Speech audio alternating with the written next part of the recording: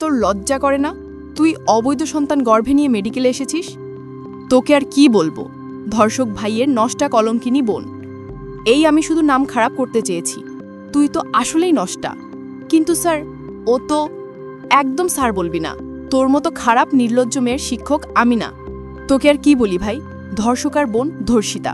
না না, ধর্ষিতা না, দেহ ব্যবসায়ী। ঠিক বললাম তো? আশা মুখে আর কিছু বলতে পারল না, মাথা নিচু করে ভাবছে একটা মানুষ এতটা বদলে যায় কিভাবে। অবশ্য এই লোকটা এমনই, একটা সময় ছোট বোন করে মাথা খেত, আর এখন আমার আত্মাটাও খেয়ে নিতে ব্যস্ত হয়ে পড়ল। আশা জানহাত দিয়ে চোখ মুছে নেয়, কিন্তু তাতে কোনো সুবিধা হলো না। চোখ ভরে ওঠে। এই লোকটা তার মেডিকেলের টিচার। কিছুক্ষণ আগে আশাকে পার্সোনাল টিচার রুমে ডেকে এনেই আরশ আশাকে এতগুলো খারাপ কথা বলে। আরশ নিজের চেয়ার থেকে উঠে তার ডান পাশে আলমারি থেকে একটা রিপোর্ট বের করে টেবিলে রাখে। সাথে সাথে আশার মুখটা অস্বাভাবিক রকম ফ্যাকাশে হয়ে যায়। বুকের ভিতর অজানা শঙ্কায় কাঁপছে। হাতে ধরা রিপোর্ট জন্য হঠাৎ করে তার চারপাশে সব শব্দ নিঃশেষ করে দিল। আরশ শুধু ডাক্তার নন, তার সবচেয়ে কাছের একজন মানুষ, যাকে আশা নিজের থেকেও বেশি ভালোবাসে।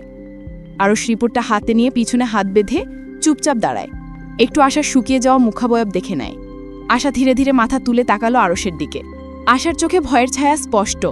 আরশ গভীর শ্বাস নিয়ে শান্ত গলায় বললেন, তুই এত ছোট, আর এটা তোর থেকে আশা করিনি। আমি তো তোর ক্ষতি করিনি, তোর ভাইকে শাস্তি দেয়া তা তো দিয়েছি। এর বাবা কে বলতে পারবি নাকি কনফিউজড? থাক, বলতে হবে না। আমাকে ফাঁসানোর চেষ্টাও করবি না, মাইন্ড ইট। কথাটা শোনার সঙ্গে সঙ্গে আশার শরীর কেঁপে উঠল। তার ঠোঁট শুকিয়ে গেল, হাতের আঙুল কাঁপতে লাগলো। ভয় আর আবেগ মিলে এক অদ্ভুত নীরবতা তৈরি হলো রুমে। আশা ভেবেছিল আরশ মেডিকেলে ফিরলে সব বুঝিয়ে বলবে। আশা শূন্য চোখে আরশকে দেখে, এই লোকটা তো কত ভালো, তাহলে তার সাথেই কেন এত কঠোর? আরশ রিপোর্টটা ছুঁড়ে মারে টেবিলে। একটা ভয়ঙ্কর শব্দ হয়, যা আশার মনে ভয় আরও জমা হয়।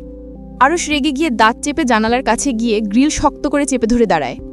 আরশ কোনো ভুল করেনি, সে কখনোই ভুল করে না। এই মেয়েটাই খারাপ, যাকে দেখে এখন শুধু ঘৃণা হচ্ছে। এই মেয়েটাকে একটা সময় সে বোন বলে পরিচয় দিত। আরশ রাগে ফুঁসছে, সিল্ক চুলের মধ্যে আঙুল গলিয়ে দেয়। একটু পর শক্ত মুঠি করে ধরে নিজেকে শান্ত করার চেষ্টা করে। রাগ কমছে না, মেয়েটার আসলেই লজ্জা বলতে কিছু নেই, এখনও দাঁড়িয়ে আছে।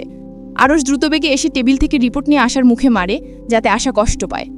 আরশ আশার থেকে মুখ ঘুরিয়ে দাঁড়ায়, দাঁত চিবিয়ে চিবিয়ে বলে, অ্যাবর্শন করিয়ে নে, বেশি দিন হয়নি, 2 মাসের মতো হয়েছে। আর যদি চাস কলঙ্কিনীর সাথে দেহ ব্যবসায়ী নাম যোগ করবি, তাহলে। আরশের কথার মাঝেই দরজা ঠেলে কেউ ভিতরে প্রবেশ করে। দরজার কটকট শব্দ পেয়েই আরশ ঘুরে দাঁড়ায়। আশার ভাই আরিব রুমে প্রবেশ করে। আশাকে নিতে এসেছে। আশাকে দেখে আরিবের বুক ধক করে ওঠে।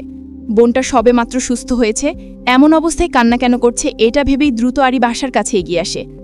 আশার পায়ের উপর রিপোর্ট পড়ে আছে। আরিব একটু নিচু হয়ে রিপোর্ট উঠিয়ে নেয়। ভাইকে দেখে আশার চোখ চরক গাছে উঠে যায়। আশা হাত বাড়িয়ে রিপোর্ট নিজের কাছে নিতে চায়, কিন্তু পারে না। আশার বুক ধুকপুক ধুকপুক করছে, মাথাটা সকাল থেকেই কেমন করছে। দাঁড়িয়ে থাকা আশার জন্য চ্যালেঞ্জিং হয়ে দাঁড়ায়। আশা একটু একটু করে পিছিয়ে যায়। আরিব রিপোর্ট খুলে চোখ বোলায়, যেখানে স্পষ্ট লেখা আশা প্রেগনেন্ট, তাও 2 মাসের। আরিব চোখ ঘুরিয়ে আশাকে দেখে, আবার রিপোর্টে চোখ স্থির করে। আরিবের রাগ তীর তীর করে বেড়ে গেল।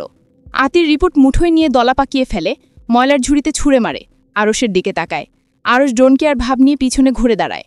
আরিব রাগে ফুঁসতে সে গিয়ে আরশের কলার চেপে ধরে একের পর এক ঘুষি মারে মুখে। আরশের নাক থেকে উষ্ণ তাজা রক্ত পড়ছে। আরশ ধাক্কা দিয়ে আরিবকে সরিয়ে দেয়। কর্কশ কণ্ঠে বলে, বোনকে তো মানুষ করতে পারিসনি, একটা ইউনিক ব্যবসায়ী না নিয়েছিস। শুধু শুধু আমাকে কষ্ট করতে হলো। ভাই ধর্ষক, তার বোন তো বংশ পরম্পরায় দেহ। আরিব সাথে সাথে আরেকটা ঘুষি মারে আরশের মুখে। রাগী গলায় বলে, মোমো আমার গার্লফ্রেন্ড ছিল, ওর সাথে আমি যা ইচ্ছে তাই করব, তাতে তোর কি? আমি ধর্ষক না তুই ধর্ষিক। একবার প্রমাণ জোগাড় করি তোকে জেলের ভাত খাওয়াবো। দোস্ত, আমি কিন্তু ইউনিক, তোকে ধর্ষিতা বোনের বোঝা মাথায় তুলে দিয়েছি। আর কি বললি? মোমো? ওকে, তা তোর না জানলেও চলবে। আমার অপরাধীকে আমি আমার নিয়মে শাস্তি দেই, সেটা হোক তার জীবনের অন্তিম সময়। আরশ কাপা ঠোঁট কামড়ে আসার সামনে আসে, তার ছেলের হাসি ফুটে বলে, নাক টিপলেই এসে যায়। আর এর গায়ে নাকি এই সৈয়দ আরশ স্পর্শ করবে? দেখতে তো 2.5 ইঞ্চি, তা নিতে পারো তো? আরশের আর অর্ধেক বলা হলো না, মুখ থুবড়ে পড়ে চেয়ারের উপর। আজকে তো মার খেতেও ভালো লাগছে, কি একটা লটারি পেল। আশা প্রেগনেন্ট, এটা তার কাছে লটারির থেকেও বড় পাওয়া। সে তো শুধু আরিবকে ধর্ষিতার পরিসীমা দেখাতে চেয়েছে। এই মেয়েটা তো ভাইয়ের মতো, ভাইয়ের চরিত্র তার মধ্যে থাকবে না, এটা কি হয়? আরশ বিশ্বজয়ী হাসি দিয়ে রুমটাকে কাঁপিয়ে তোলে। তখনই একজন ম্যাম ভিতরে প্রবেশের অনুমতি চায়। সবার দৃষ্টি স্থির হয় আগন্তুক ম্যামের উপর। আরশ টেবিল থেকে চশমাটা চোখে পড়ে একটা টিস্যু পেপার দিয়ে মুখ পরিষ্কার করতে করতে অনুমতি দেয়। ম্যাম কিছু ফাইল টেবিলে রেখে চেক করতে বলে। ম্যাম আশাটা দেখে চিনতে পারে, নরম কণ্ঠে বলে, আশা কিছু বলবে? তুমি তো নতুন, তা কোন ডিপার্টমেন্ট? জি ম্যাম, সার্জারি ডিপার্টমেন্ট। ম্যাম আরিফকে দেখে আরশের উদ্দেশ্যে বলে, ডক্টর আরশ, উনি কে? পরিচয়। আরশ একটু চমকানোর মতো ম্যামের দিকে তাকায়, চোখ ঘুরিয়ে আরিফের দিকে তাকিয়ে মুচকি হেসে বলে, প্রফেসর আরিফ, আমার বাল্যকালের বেস্ট ফ্রেন্ড, আমার চরম শত্রু। শেষের কথাটা দাঁতে দাঁত চেপে বলায় সে শুনতে পায় না। ম্যাম সালাম দিয়ে রুম থেকে বেরিয়ে যায়। আরশ চশমাটা খুলে টেবিলে রেখে আশাকে মনোযোগ সহকারে ঘুরে ঘুরে দেখে আরিফকে বলে, আশাকে কিছু খাওয়াস না? কেমন হয়ে গেছে? এতে তোর ব্যবসার অবনতি ঘটবে। ভালো কিছু খাওয়া, চেহারা ভালো আছে। মেডিকেলে 3rd ক্লাস ছেলেদের অভাব নেই, চলে যাবে। আরশ চশমার একটা বই নিয়ে বেরিয়ে পড়ে রুম থেকে। পিছনে ফিরে দেখল না কেউ ভাঙা মনে তাকিয়ে আছে শূন্যতা জড়িয়ে। আশা চুপচাপ দাঁড়িয়ে দাঁড়িয়ে চোখের পানি বিসর্জন দেয়। সে তো এখন তার ভাইয়ের চোখে তাকিয়েও কথা বলতে পারবে না। আরিফ রাগী রুম থেকে বেরিয়ে যায়। আশা টেবিল থেকে রিপোর্ট হাতে নিয়ে হু হু করে কেঁদে ওঠে। এই বাচ্চা তো আরশ ভাইয়ের, তাহলে কেন অস্বীকার করছে? কেন এভাবে অপমান করছে? সে তো শুধু চাইস তো ধর্ষিতা বোনের বোঝা যেন আরিফ ভাই বয়ে যায়। তা তো হয়েছে। আশা আজ সমাজের কাছে ধর্ষিতা নারী হিসেবে গণ্য হয়। আরিফকে শাস্তি দিতে গিয়ে আশাকে কলঙ্কিনী বানিয়েছে, তাহলে নিজেকে কেন চরিত্রবান ভাবছে? আরিফ ভাই ধর্ষক মানছি, আমি ধর্ষিতা তাও মানছি, তাহলে আরশও ধর্ষক। আমার ধর্ষক, এ আশার ধর্ষক আরশ ভাই। তাকরিম, আশা কান্না করছে। দেখ, আরশ স্যারের রুম থেকে আসছে। আবিরের কথায় 9 জন যুবক ঘুরে মেডিকেলের বারান্দায় তাকায়। মেডিকেল কলেজের মাঠে ভিড় জমে আছে। হকি স্টিক দিয়ে তাকরিম ও তার বন্ধুরা মিলে একটা বড় ভাইকে মেরেছে। হকি স্টিক হাতে নিয়ে ছেলেটাকে বেদম মারে। তখনই আবিরের চোখে পড়ে আশাকে। মাঠের সেই কোলাহলের মাঝেই তাকরিমের চোখ হঠাৎ স্থির হয়ে যায়। দূর থেকে সে দেখতে পায় আশা আরশ স্যারের কক্ষ থেকে বেরিয়ে আসছে। মুখটা লাল, চোখ ভিজে, ঠোঁট কাঁপছে কান্নার ভারে।